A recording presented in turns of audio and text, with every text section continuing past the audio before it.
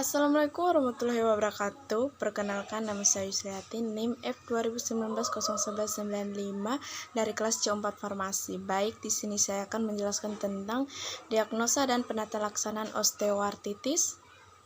Definisi osteoartritis. Osteoartritis adalah penyakit sendi degeneratif yang berkaitan dengan kerusakan kartilago sendi. Osteoartritis merupakan gangguan pada sendi yang ditandai dengan perubahan patologis pada struktur sendi tersebut, yaitu berupa degenerasi tulang rawan atau kartilago hialin.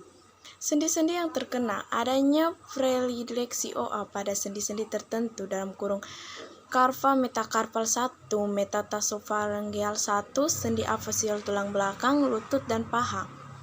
Salah satu teori mengatakan bahwa sendi-sendi yang sering terkena OA adalah sendi-sendi yang paling akhir mengalami perubahan evolusi, khususnya dalam kaitan dengan gerak mencengkram dan berdiri dua kaki. Pemeriksaan diagnosa. Diagnosa OA biasanya didasarkan pada gambaran klinis dan radiolografis. Diagnosa OA ialah yang pertama, gambaran klinis. 1. Osteoartritis sendi lutut, nyeri lutut dan krevitasi dan osteofit.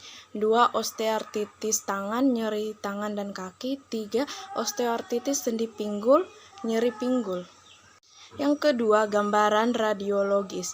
Pada osteoartritis, gambaran radiologis ditemukannya adanya yang pertama, penyempitan celah sendi yang seringkali asimetrik. Yang kedua, peningkatan densitas skerois tulang subkondral. Yang ketiga, kista tulang osteofit pada pinggir sendi. Yang keempat, perubahan struktur autonomi sendi. Faktor-faktor resiko, yang pertama umur, yang kedua jenis kelamin, yang ketiga suku bangsa, yang keempat genetik, yang kelima kegemukan dan penyakit metabolik, yang keenam cedera sendi atau trauma, pekerjaan dan olahraga, yang ketujuh kelainan pertumbuhan dan faktor-faktor lainnya.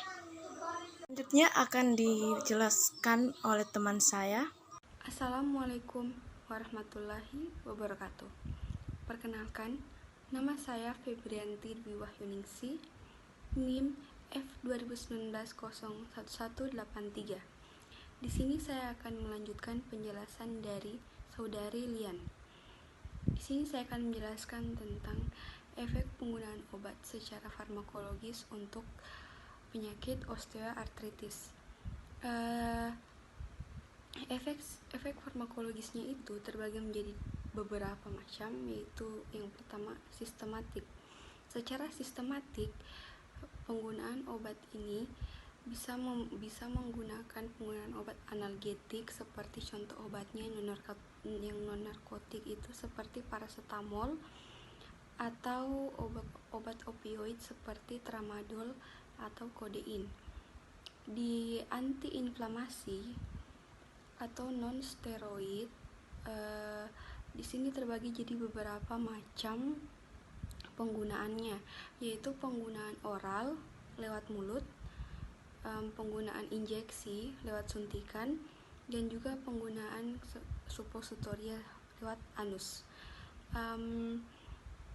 Di sistematik lagi ada pemakaian topikal, yaitu pemakaian luar seperti pemakaian krim untuk meredakan nyeri. Contoh krimnya itu seperti krim rubefacient dan capsaicin. Contoh lainnya itu seperti krim gel, yaitu piroxam dan sodium diklofenak. Selain secara topikal, pemakaiannya juga ada secara injeksi intrakular. Secara injeksi intrakular itu jarang dilakukan karena itu hanya dilakukan untuk meredakan rasa sakit dan hanya untuk sementara. Injeksi intrakular juga ini dilakukan hanya pada dokter-dokter yang berpengalaman atau yang sudah ahli atau perawat yang ahli, karena bisa menyebabkan komplikasi yang jarang terjadi, tetapi jika terjadi bisa menyebabkan pendarahan dan juga infeksi. Jadi kita sebagai pasien atau nanti Anda harus berhati-hati dalam melakukan injeksi intrakular. Kita harus tahu bahwa rumah sakit yang tempat kita melakukan itu mempunyai kualifikasi yang baik dan juga dokter yang terbaik dan ahli. Berikutnya kita akan membahas tentang cara dari pembedahannya. Dari cara pembedahan terbagi menjadi dua, yaitu pembedahan tipe pertama yaitu Reakliman osteotomi, yaitu di mana permukaan sendi yang direposisikan itu dipotong tulangnya dan diubah sudut dari Wakeberingnya, yang bertujuan untuk membuat karilago sendi yang sehat menopang sebagian besar berat tubuh. Yang kedua, tipe artroplastinya, yang itu sama juga dengan cara memotong tulangnya dan merubah sudut dari Wakeberingnya. Sekian dan terima kasih. Penjelasan saya cukup sampai di sini. Wabillahi taufik wal hidayah. Wassalamualaikum warahmatullahi wabarakatuh.